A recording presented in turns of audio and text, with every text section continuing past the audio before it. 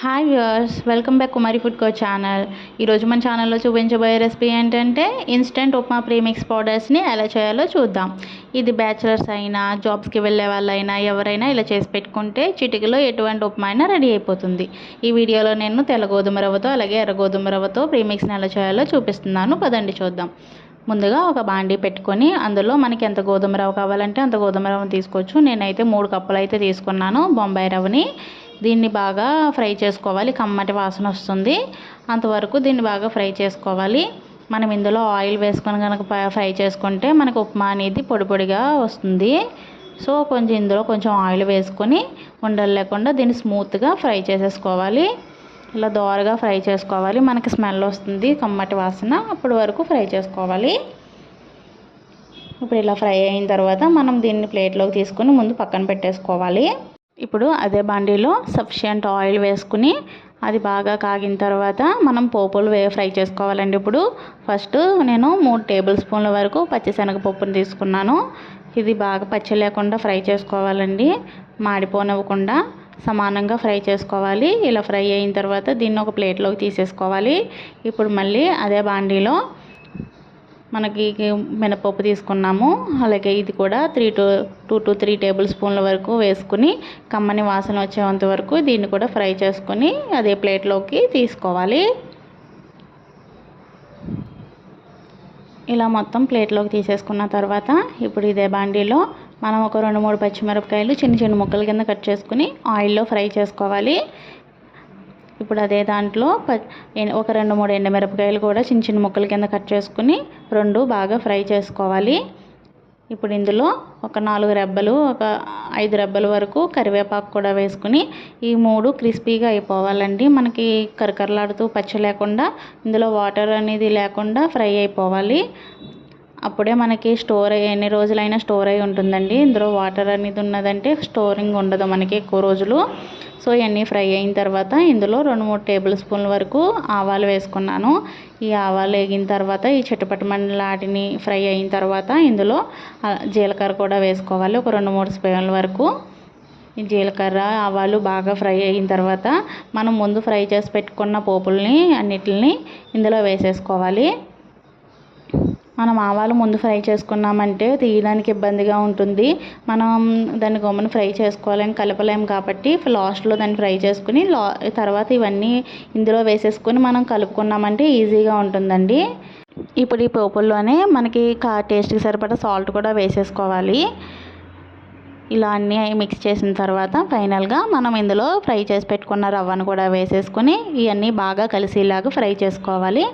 మనం ఇప్పుడు stove off చేసేసుకోవచ్చు అండి. స్టవ్ ఆఫ్ చేసేసుకొని వీటన్నిటిని మిక్స్ చేసుకోవచ్చు.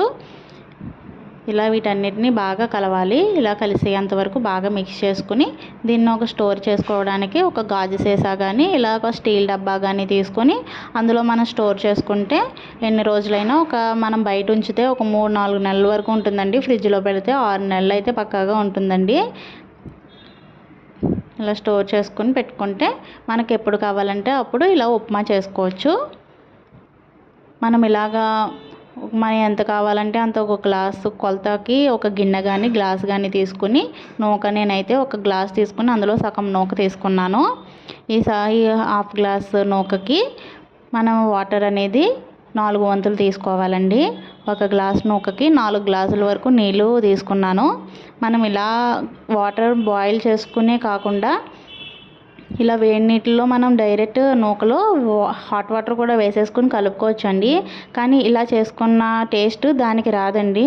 ఈ టేస్ట్ అయితే చాలా బాగుంటుంది. మనకి తొందరగా అయిపోవాలనుకుంటే అలా కూడా చేసుకోవచ్చు, హాట్ వాటర్తో కూడా కలిపేసుకోవచ్చు నూకని.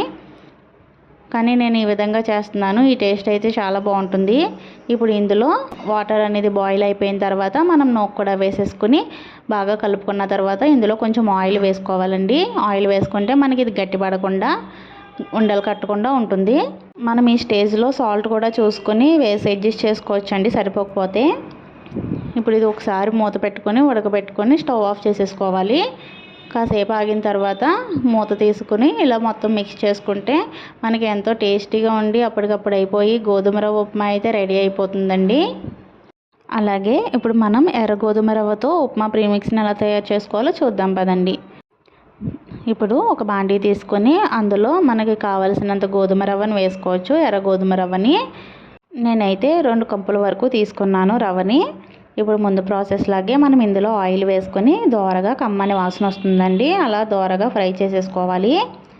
ఇది ముందు గోధుమ రవ్వ ఎలా చేసామో అలాగేనండి, కాకపోతే మనం ఇందులో హాట్ వాటర్ వేసుకొని డైరెక్ట్గా అయితే ఇన్స్టెంట్గా చేసుకోలేము. కొన్ని వాటర్ని బాయిల్ చేసుకుని అందులో ఇది వేసుకుని ఉడకబెట్టుకోవాలి, లేకపోతే ఇది ఉడకదు డైరెక్ట్ హాట్ వాటర్ వేస్తే. అంతేనండి డిఫరెన్సు. ఇప్పుడు ముందులాగే మనం ఇందులో ఆయిల్ వేసుకొని పోపులన్నీ ఫ్రై చేసుకోవాలి. ఇలాగే శనగపప్పు, తర్వాత మినప్పప్పు, ఇది ఫ్రై అయిన తర్వాత మినప్పప్పు, ఇది కూడా బాగా ఫ్రై అయిన తర్వాత, ఈ పోపులు బాగా ఫ్రై అయిన తర్వాత ఇప్పుడు అదే బండిలో మనం పచ్చిమిరపకాయలు, అలాగే ఎండుమిరపకాయలు, కరివేపాకు కూడా దోరగా ఫ్రై చేసేసుకోవాలి. ఇది మనం కారాన్ని బట్టి కూడా పచ్చిమిరపకాయలు, ఎండుమిరపకాయలు అడ్జస్ట్ చేసుకోండి. తర్వాత ఆవాలు, జీలకర్ర కూడా బాగా ఫ్రై చేసేసుకొని ఇప్పుడు పోపులన్నీ మిక్స్ చేసేసుకొని మనం రవ్వ కూడా ఇందులో వేసేసుకొని మిక్స్ చేసుకుంటే మనకి ఎర్ర గోధుమ రవ్వ ప్రీమిక్స్ అనేది రెడీ అయిపోతుంది. ఇందులో సాల్ట్ కూడా వేసానండి, అది కొంచెం స్కిప్ అయ్యింది. సో సాల్ట్ కూడా వేసుకొని దీన్ని కూడా ఒక డబ్బాలో కానీ, గాజు సీసాలో కానీ, ఇలా స్టీల్ డబ్బాలో కానీ స్టోర్ చేసేసుకోవచ్చు. ఇప్పుడు దీనికోసం నేను ఒక చిన్న గ్లాసుడు నూక తీసుకున్నాను, దానికి 2 వంతులు వాటర్ వేసాను. ఈ వాటర్ అనేది బాగా బాయిల్ అయిన తర్వాత మనం ఇలా నూక వేసుకొని బాగా కలుపుకోవాలి. ఇందులో మనం కావాలంటే వెజిటేబుల్స్ కూడా యాడ్ చేసుకోవచ్చు. అలా యాడ్ చేసుకోకుండా ఇన్స్టెంట్గా అవ్వడానికి దీన్ని ప్రిపేర్ చేసాము. సో ఇలా వాటర్ వేసి డైరెక్ట్గా నూక వేసేసుకోవచ్చు. ఈ వీడియో నచ్చితే ప్లీజ్ లైక్ చేసి సబ్స్క్రైబ్ చేసుకోండి.